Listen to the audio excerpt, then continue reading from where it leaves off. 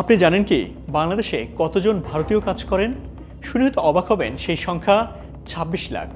প্রতি বছর তারা বাংলাদেশ থেকে প্রায় ৫ বিলিয়ন অর্থাৎ ৫০০ কোটি মার্কিন ডলার রেমিটেন্স ভারতে নিয়ে যাচ্ছে এবং এর সিংহভাগই যাচ্ছে অবৈধভাবে অর্থাৎ হুন্ডির মাধ্যমে।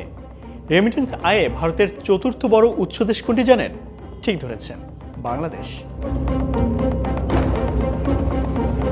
প্রিয় দর্শক, আজকের পর্বে দেখব কিভাবে এত বিপুল সংখ্যক ভারতীয় বাংলাদেশে চাকরি করছে আর এর ফলে বাংলাদেশের বেকার সমস্যা আরও কতটা প্রকট হচ্ছে। চলুন শুরু করা যাক। তবে তার আগে অবশ্যই চ্যানেলটি সাবস্ক্রাইব করে সাথেই থাকুন। আমরা পত্রপত্রিকা করি ২৬ লাখ ভারতীয় চাকরি করে। বাংলাদেশের ছেলেরা চাকরি পায় না, রাস্তায় রাস্তায় ঘুরছে, আর ভারতে সেখানে চাকরি করছে। অবাক করা একটি তথ্য দিয়ে শুরু করি। বাংলাদেশ পরিসংখ্যান ব্যুরোর সর্বশেষ তথ্য অনুযায়ী এই মুহূর্তে দেশে শিক্ষিত বেকারের সংখ্যা ২৬,৪০,০০০। অথচ শুধুমাত্র ভারত থেকেই বাংলাদেশে কাজ করে ২৬ লাখ। তার মানে ভারতের এই কাজ বন্ধ করতে পারলে দেশের শিক্ষিত বেকারের সংখ্যা শূন্যের কোটায় নেমে যেত।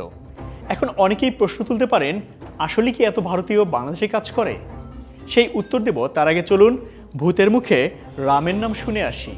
আওয়ামী লীগ সরকার পতনের ঠিক এক মাস পরে ২০২৪ সালের ৫ সেপ্টেম্বর আওয়ামী লীগের ভেরিফাইড ফেসবুক পেজ থেকে একটি পোস্ট দেওয়া হয়, যেখানে বলা হয় মাননীয় উপদেষ্টা ২৬ লক্ষ ভারতীয় নাগরিক যারা বাংলাদেশে চাকরি করে তাদের তালিকা করে চাকরি থেকে বিদায় করে দেশের তরুণ বেকারদের সুযোগ করতে হবে। যেই আওয়ামী লীগের জন্য লক্ষ লক্ষ ভারতীয়কে এদেশের চাকরিতে ঢুকানো হলো, বেকার হলো এদেশের শিক্ষিত জনগোষ্ঠী, সেই তারাই কিনা ভারতীয়দের চাকরি থেকে বিদায় করতে বলছে। এদেশের মানুষকে নিয়ে কতটা উপহাস করলে এমন কথা বলতে পারে একটু ভেবে দেখুন। মূলত বিগত আওয়ামী লীগ আমলে বাংলাদেশের বিভিন্ন সরকারি ও বেসরকারি প্রতিষ্ঠানে ভারতীয়দের চাকরির সুযোগ দেওয়া হয়েছে। তবে হাসিনা সরকার পতনের পর এই বিষয়টি নতুন করে আলোচনায় আসে। ২০২০ সালে সে সময়কার স্বরাষ্ট্রমন্ত্রী আসাদুজ্জামান খান কামাল বলেছিলেন, দেশে মাত্র ২৬,২৪০ জন ভারতীয় নাগরিক বাংলাদেশের বিভিন্ন সরকারি প্রকল্প, ব্যবসা প্রতিষ্ঠান, শিক্ষা প্রতিষ্ঠান ও এনজিওতে কাজ করছে। অথচ সে সময় বাংলাদেশ সরকার থেকেই বিদেশিদের ওয়ার্ক পারমিট দেওয়া হয়েছিল ৮৫,০০০-এর মতো, যার মধ্যে ৬৫,০০০ ছিল ভারতীয়দের হাতে। তার মানে আওয়ামী লীগ সরকার বরাবরই বাংলাদেশে ভারতীয়দের কাজ করার বিষয়টি গোপন করেছে। এবার দেখি এত ভারতীয় বাংলাদেশে কোথায় কাজ করছে। বাংলাদেশে যে ভারতীয়রা কাজ করে তাদের মোটামুটি ৪টি ক্যাটাগরিতে ফেলতে পারি। প্রথম ক্যাটাগরি হলো যারা ওয়ার্ক পারমিট নিয়ে কাজ করছে। দ্বিতীয় ক্যাটাগরি হলো ওয়ার্ক পারমিট ছাড়া ট্যুরিস্ট ভিসা নিয়ে এসে কাজ করে। তারা আবার নির্দিষ্ট সময় পর ভারতে ফিরে গিয়ে ২-৪ দিন বাদে ভিসা রিনিউ করে আবার ফিরে এসে কাজ করে। তৃতীয়, যাদের আত্মীয়রা এখানে থাকে এবং তাদের বেশিরভাগ সময় তারা বিভিন্ন ধরনের পার্ট টাইম কাজ করে। চতুর্থ হলো যারা মূলত ইনভেস্টর। এরা বিভিন্ন কোম্পানিতে অলিখিত মালিক। দেশের গার্মেন্টসে কাগজে কলমে মালিক বাংলাদেশি হলেও অনেক গার্মেন্টসের ডিরেক্টর হিসেবে ভারতীয়রা থাকে, যারা আসলে মূলত সেসব প্রতিষ্ঠানের আসল মালিক। বিদেশি ক্রেতার সঙ্গে দরদাম থেকে সমস্ত ইনভেস্টমেন্ট তাদের হাতেই থাকে। দেশি যারা আছে তাদের নামে লাইসেন্স এবং তারা শুধুমাত্র বেতনভুক্ত কর্মচারী।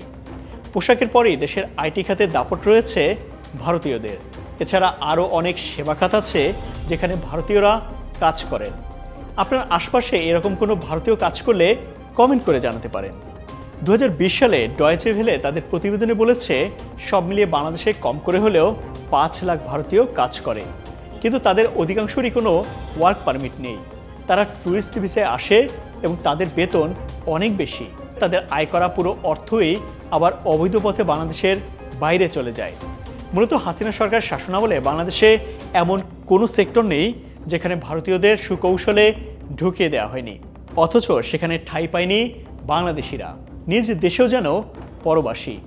ব্রিটিশরা যেভাবে বাঙালিকে দীর্ঘদিন দাস বানিয়ে রেখেছিল, ভারতও ঠিক আমাদের ওভাবেই দাস বানিয়ে রাখার পরিকল্পনায় ছিল। কাগজে কলমে বাংলাদেশের নাম থাকলেও এতদিন দেশটাকে পুরোপুরি নিয়ন্ত্রণ করেছে ভারত। আজ এ পর্যন্তই। ভিডিওটি ভালো লাগলে লাইক, কমেন্ট আর সাবস্ক্রাইব করতে একদমই কার্পণ্য করবেন না। ভালো থাকুন সব সময়।